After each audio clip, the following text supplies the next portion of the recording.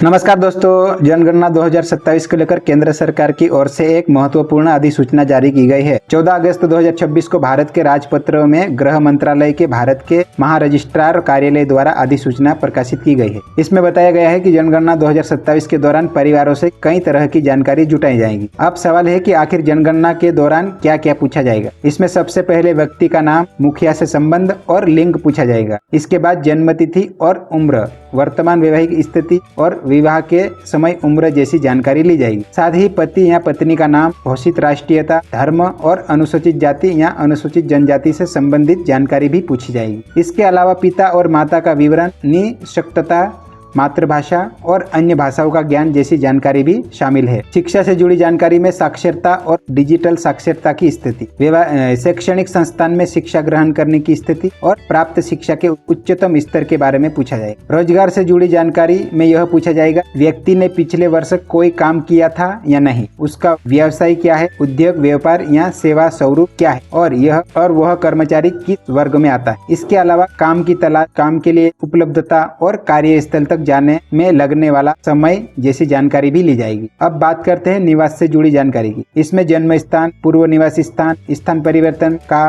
कारण, वर्तमान स्थान पर रहने की अवधि और स्थायी निवास का पता जैसी जानकारी शामिल है। परिवार से जुड़ी कुछ महत्वपूर्ण जानकारियां भी ली जाएंगी, जैसे जीवित बच्चों की संख्या और पिछले एक वर्ष में जीवित पैदा हुए बच्चों की संख्या। इसके अलावा कोविड-19 टीकाकरण का स्थान, बैंक खातों की कुल संख्या, मोबाइल नंबर और आधार नंबर यदि उपलब्ध हो जैसी जानकारी भी अधिसूचना में शामिल की गई है। यानी जनगणना 2027 में केवल लोगों की संख्या ही नहीं, बल्कि परिवार, शिक्षा, रोजगार, निवास और सामाजिक आर्थिक स्थिति से जुड़ी कई महत्वपूर्ण जानकारियां एकत्र की जाएगी। ध्यान रखें, यह जानकारी भारत सरकार की 14 अगस्त 2026 की राजपत्र अधिसूचना के आधार पर है। अगर आप चाहते हैं कि जनगणना 2027 से जुड़ी ऐसी ही महत्वपूर्ण सरकारी जानकारी आसान भाषा में मिलती रहे, तो वीडियो को लाइक करें और चैनल एडुविक्सर को सब्सक्राइब जरूर करें। धन्यवाद।